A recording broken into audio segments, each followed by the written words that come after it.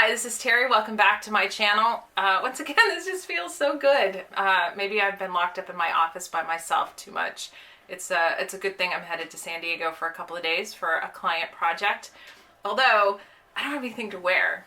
I have not been in front of a client since January or February of 2020.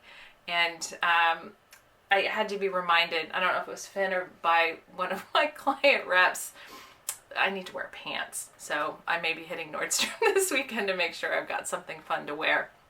But the topic of today's conversation is around dodging the divorce bullet. I feel like my husband and I are actually in a good enough place right now that I can actually talk about this. But back in January, on January 30th, Zeke and I actually decided that we didn't want to be married any longer. And the week after was one of the most traumatic of my entire life. It was hard. Zeke and I have known each other since we were 10. I cannot imagine my life without him. And the fact that we had gotten to our relationship had gotten so incredibly bad that we were finding we just needed to separate. That was really, really hard. And then you go through the who's going to be my emergency contact? Who's going to be there if I get sick or ill? And one of the things that we worked through during that following week was we've known each other for so long, and we are always going to be in each other's lives that there would never be a question about being there for each other. We even looked into buying our neighbor's house so that we could live really close together. Talked about that we really wanted to support each other to the point where if we got into other relationships, or when we got into other relationships, that we would double date, and be there to support one another. But we accidentally rebooted our relationship, and we have never had more fun. I won't go into all the details because I think... Please don't.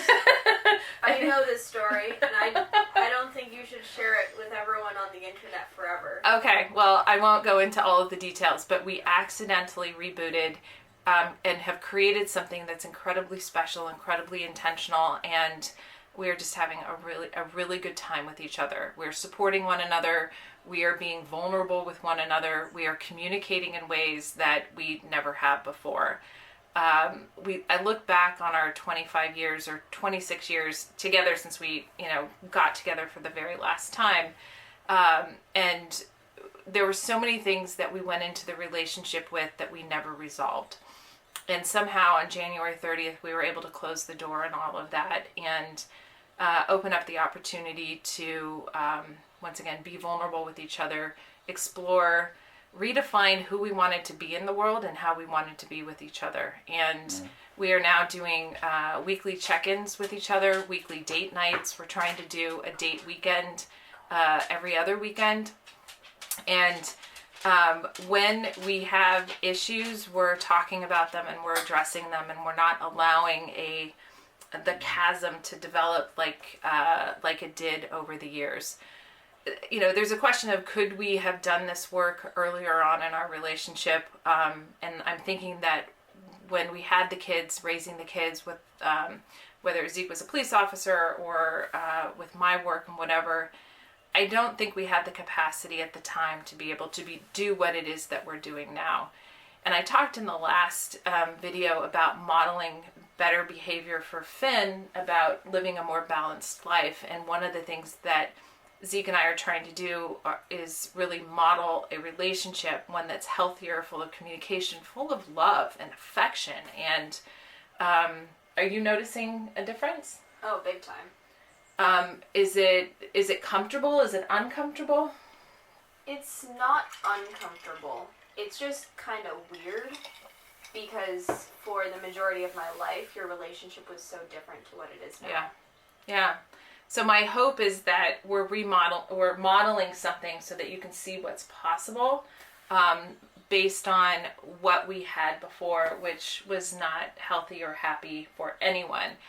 I'm concerned that my son Adam isn't able to see this on a regular basis, and I talk to him about it, actually, not fairly regularly, but occasionally, to make sure that he is able to see that relationships can be a healthy place. So Zeke is now on a 2-week bike ride in New York City with a couple of his buddies, and it's super fun. This is the second one that he's done this year. They did Route 66 back in, April, May. And that culminated in Mother's Day. Yeah, so April, I think he left at the end of April.